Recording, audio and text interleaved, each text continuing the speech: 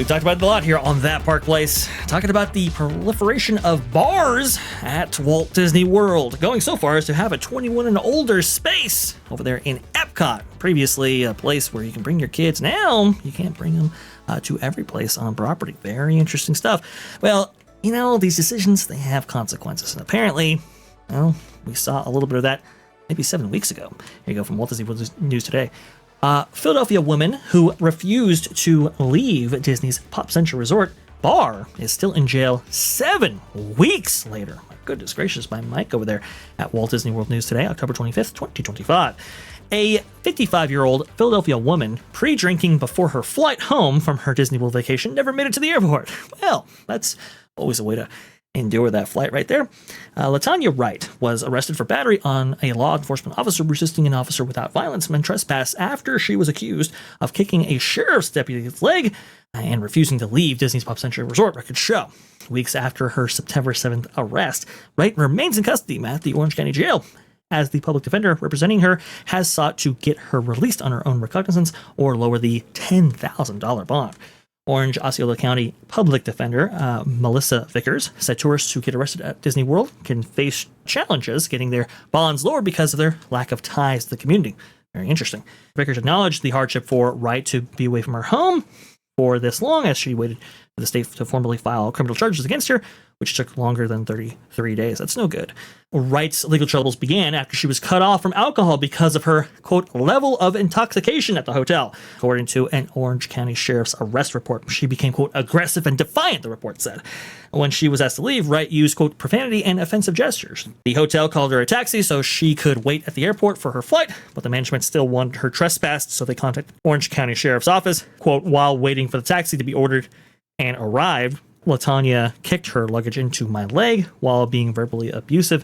She was warned that such an action could lead to her being arrested for battery on a law enforcement officer, the deputy wrote in his arrest report. A short time later, Latanya kicked my leg while I was standing near her a subsequent time.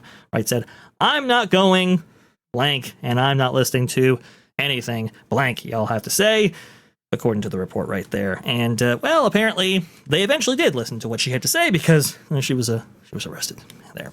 And 7 weeks, a couple of months in jail right over there. Culture, I bring this story up not to call out Latanya specifically, but just the proliferation of alcohol on property. I think it's kind of becoming a big problem right here. We have seen incident reports and so forth. We've seen arrest reports show up, and a lot of times alcohol is involved.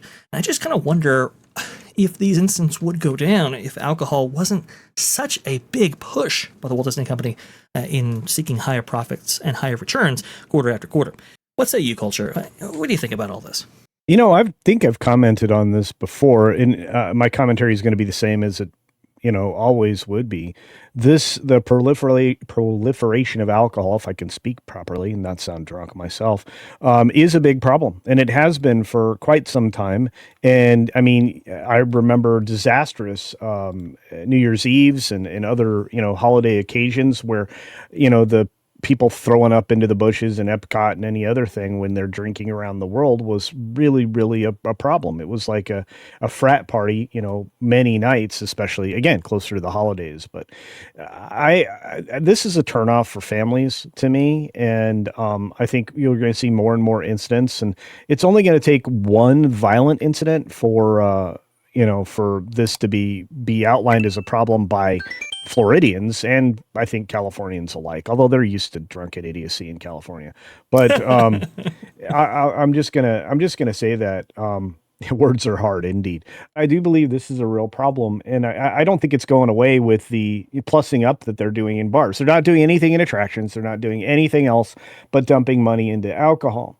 And while it is a high margin product that you're selling, especially in a place where you can triple charge for anything. I don't believe that you can be entirely 100% profit driven if you are a theme park company, because it leads to disastrous end results and people become more lazy, which is what I think Disney is. Disney is now a very lazy company. They no longer seem to be moving towards innovation, and they always manage to take the lowest price and the worst lesson from any of these types of things. So what's something of quality that Disney has made that's not a bar?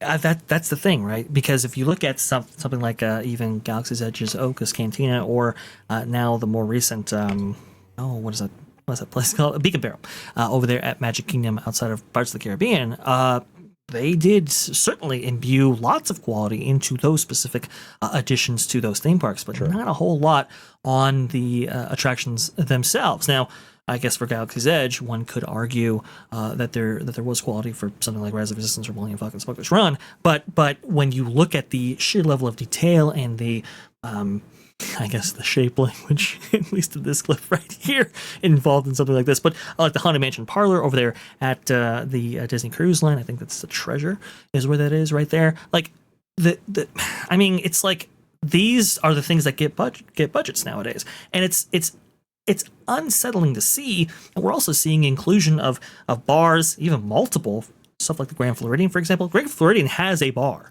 But now it's going to have two in its lobby, and that's kind of very interesting. Go ahead, Culture. No, I was just going to, hey, folks, you see that animatronic up there? Oh, yes.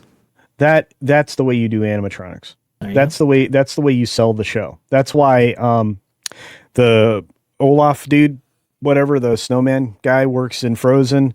It's why the Rocket Raccoon works in the total destruction of the Hollywood Horror Hotel, and all of that. So, but go ahead. But to have an audio-animatronic be infused into a bar, it's like, come on. Like, we don't even get audio-animatronic. There is not a single audio-animatronic in Cosmic Rewind over there at Epcot right now. Yeah. But think about it. I mean, it's definitely something that would sell. It was a part of the original Cantina idea for the original Star Wars design instead of what's the name of that awful bar? It's like, I wanted, I wanted a real Cantina like animatronic set. I did not get one. I got Max Rebo rebuilt. So well, it's not all things can be winners, I guess. But I don't know. I think Disney's going down a path here. We've heard about the infusion of sports betting. Well, that might be in jeopardy right now, especially with what's been going on with the sports world there. And then I think of this, I just go like, man, these are just things, these are tenets, values that Walt Disney would have never agreed upon, and yet the company is not only getting into them, but they're doubling down, tripling down in some cases. It's just, it's a destructive path, and I don't know if Walt Disney Company wants to necessarily be associated with some of this stuff, but maybe they don't care, which is also sad. That's obvious to me, but okay. Thanks for watching That Park Plays News. For more information, consider checking out www.thatparkplace.com. And don't forget to subscribe, share, like, and send this out on your favorite social media account.